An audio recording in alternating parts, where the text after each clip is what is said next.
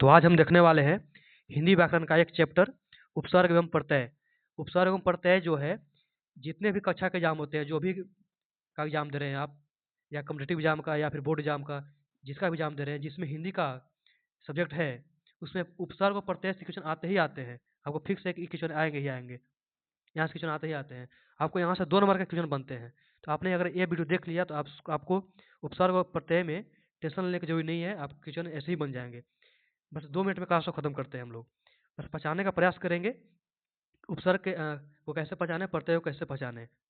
ठीक है, बस इस वीडियो को देखा तो अपने उपसर्ग और प्रत्यय से टेंशन बिल्कुल मुक्त हैं आप लोग।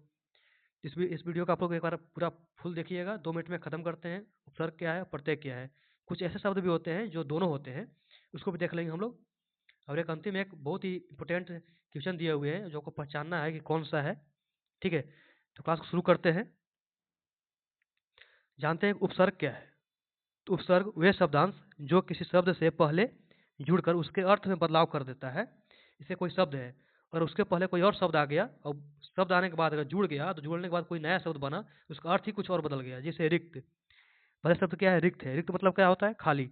इसमें अति लग गया शुरू में, क्या हो गया ये, अतिरिक्त, मतलब एक्स्ट्रा, एडिशनल हो गया कि नहीं। जैसे नायक है, इसमें अधि लग गया, अधिनायक हो गया। जैसे देश है, देश में उप लग गया, क्या हो गया, उपदेश।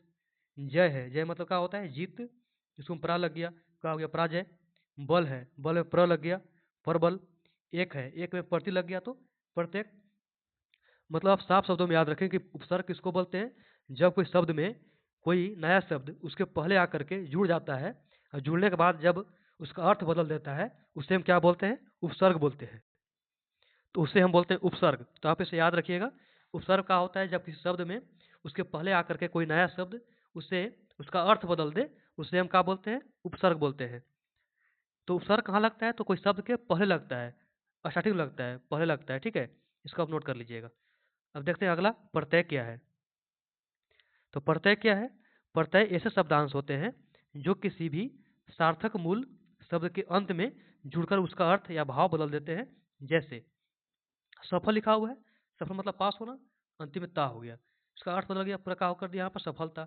अच्छा है, अच्छा में ई जोड़ दिया, क्या हो गया, अच्छाई। यहाँ पर सुगंध है, यहाँ पर थोड़ा सा मिस्टेक हो गया, सुगंध, इसको हम ईत जोड़ दिया, क्या हो गया, सुगंधित।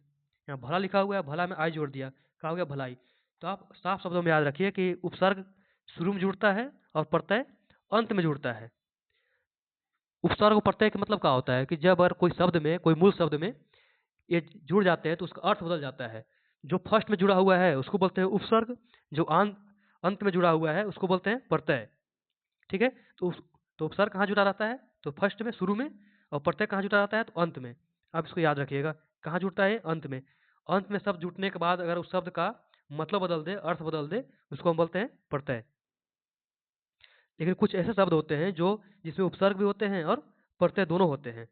इसको ट्रिक से याद कर सकते हैं आप। सबसे पहले बीच का मूल शब्द बाहर निकालेंगे। पहले क्या करेंगे, जब कोई शब्द दे देगा तो हमको उसमें अगर पता नहीं चल रहा है कि उसमें उपसर्ग है या प्रत्यय है या फिर दोनों है, तो क्या करेंगे, पहले उसका जो मूल शब्द है देखेंगे इसमें मूल शब्द क्या है, इसका अर्थ क्या होता है।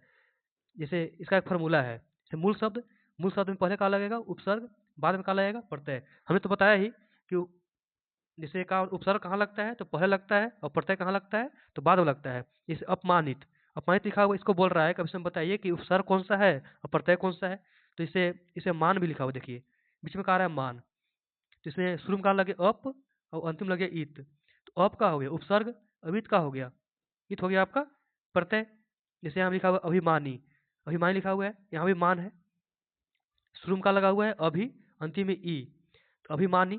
तो ई का हो गया आपको, ई हो गया आपको उपसर्ग, और अंतिम में ई जो लगा वो का हो गया प्रत्यय। यहाँ लिखा हुआ है संत्रता, स्वतंत्रता। इसके देखिए तंत्र, तंत्र में अगर सौ लग गया उपसर्ग, और अंतिम ता लगा हुआ है मतलब प्रत्यय। यहाँ देखिए अधार्मिक, अधार्मिक में धर्म मेन शब्द है, इसको हमें अ लग गया, ई का है आपका उपसर्ग है, अंतिम इक, अंतिम शब्द का होता है प्रत्यय। तो आप साफ शब्द में याद रखिए कि जो शुरू में लगता है से उपसर्ग है, वो अंत में लगता है से प्रत्यय है। ठीक है, अगर दोनों उसमें लगा हुआ है तो हम कैसे पहचानेंगे, पहले उसको देखेंगे मूल शब्द का कि मूल शब्द इसमें कौन सा है। और मूल शब्द जैसे बीच में होगा उसको हम निकाल लेंगे। उसके पहले देखेंगे इसके शुरू में क्या लगा हुआ है, अंत में क्या लगा हुआ है, वहाँ से हम उपसर्ग और प्रत्यय पहचान लेंगे। ये आपका क्लास था उपसर्ग और प्रत्यय का।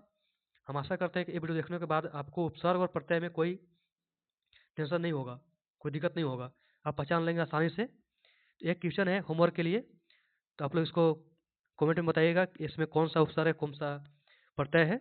असफलता, असफलता का आप लोग कमेंट कीजिएगा, इसमें बताइएगा असफलता में कौन सा उपसर्ग है और कौन सा प्रत्यय है। इसका आंसर बहुत लोग गलती देते हैं, तो आप लोग देखते हैं कौन कौन इसका आंसर सही देता है। चलिए मिलते हैं अगले क्लास में।